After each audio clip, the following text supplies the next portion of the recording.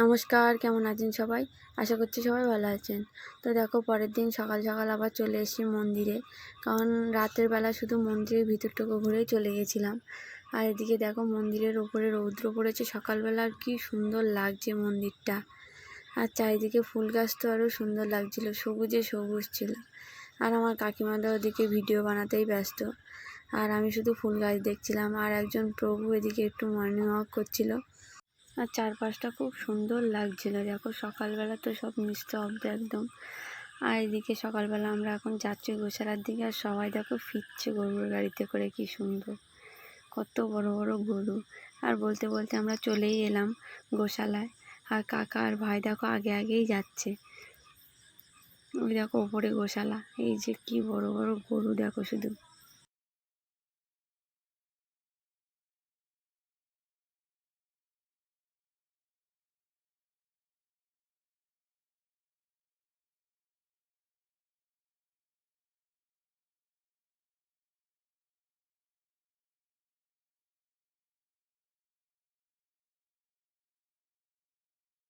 আর গরুগুলোর গায়ে মশা মাছি বসছে, আর ওই বক পাখি এসে সেগুলো খাচ্ছে। আর এই গরুটার শিং দেখেছে, আর গরুটা কি রোগাও হয়ে গেছে। আর গরুগুলোর চোখ দিয়ে দেখো জল পড়ছে, কারণ ওরা বন্দি হয়ে আছে ওইভাবে, একটানা ওখানেই তো থাকে। আর ওখান থেকে ঘুরে আমরা হোটেল থেকে ব্যাগপত্র নিয়ে আবার চলে এলাম ফেরিঘাটে। তোমাদের বলেছিলাম না আগের ভিডিও, যে আন্টির ছেলের নবদ্বীপে মানসিক আছে, তাই আমরা চলে যাচ্ছিলাম নবদ্বীপ। আর বোন এদিকে দেখো রাধার মতো করে সেজেছে, তো তাই সামনে দুজন আন্টি বসেছিল, ওরা বলছিল যে সত্যি তোমাকে খুব সুন্দর লাগছে রাধার মতো। আর বোন তো এদিকে লজ্জা পেয়ে গেছে। আর এই দেখো সেই গঙ্গা যমুনা, আমি আর বোন তো ভালোভাবে দেখতে পেয়েছিলাম, কিন্তু ভেবেছিলাম যে খুব পরিষ্কারভাবে দেখা যায়, কিন্তু এখানে খুব হালকা বোঝা যাচ্ছিল।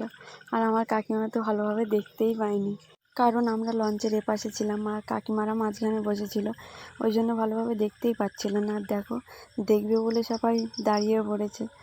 আর এদিকে মন্দিরটা কি সুন্দর লাগছে অনেক দূর থেকে, দেখো মায়াপুর মন্দিরটা খুব সুন্দর লাগছিল।